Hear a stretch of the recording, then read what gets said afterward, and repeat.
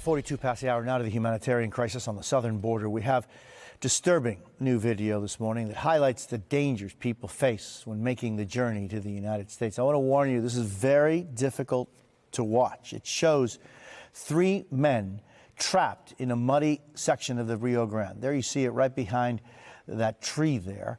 They're two brothers and then another young man. They're trying to get clear of an area with thick vegetation, but when one of the men tries to hold on to the others, apparently he couldn't swim, he ends up pulling them all under the water. That man and one of the other brothers died. That heartbreaking scene comes as a number of people continue to arrive at the southern border, reaching daily records every single day this week.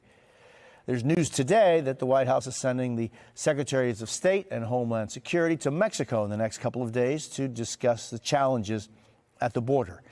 NBC Homeland Security correspondent Julia Ainsley joins us now. Also with us, NBC's Julie Surkin on Capitol Hill. And Julia, this video that we showed just parts of moments ago, two young people die.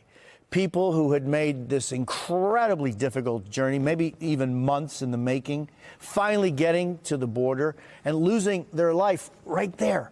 These are young people with hopes, with dreams, aspirations. Everything is so difficult for them. And, you know, we talk numbers and statistics, but it all boils down to people. And this is the worst part of all of this. I don't know if there is a worst part, but this is not a one-off. Yeah, and for the people who you see on that video, think about all the people who didn't even make it to that point. People who died going through the Darien Gap between Colombia and Panama. Think about the people who were kidnapped, raped, extorted by gangs and cartels in Mexico. The stories that we hear, Jose, you've been down there, I've been down there.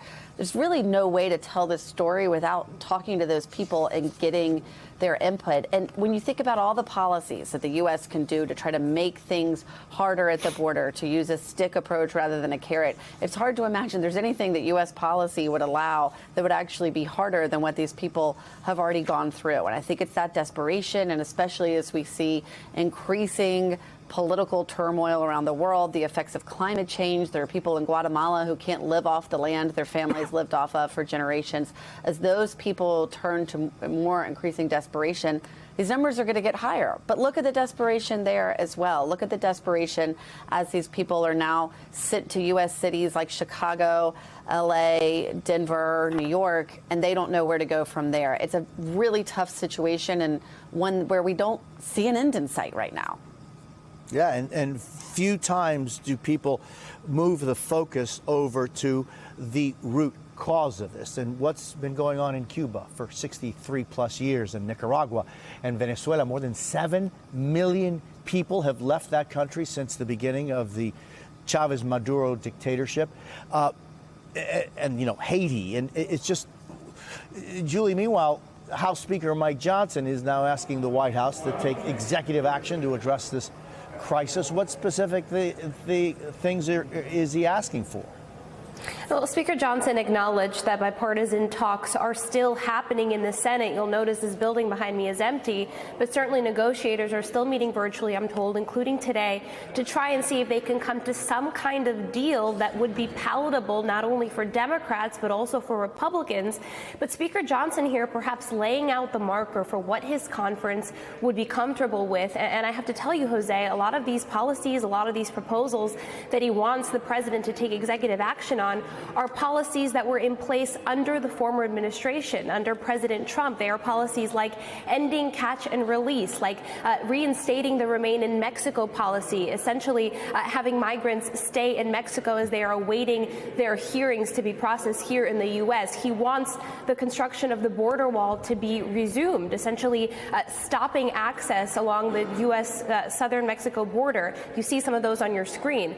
It's needless to say that most of these policies are ones in which the president would not put back into place using executive action. They're ones that Hispanic lawmakers, that progressives, that immigrant advocates find cruel, unimaginably cruel and untenable. But nonetheless, Johnson here laying out what his conference would be able to accept as these negotiations are continuing in the Senate. And it's not clear that he will accept or put something on the floor that doesn't rise to that level or go as far to the right as things he's laying out here.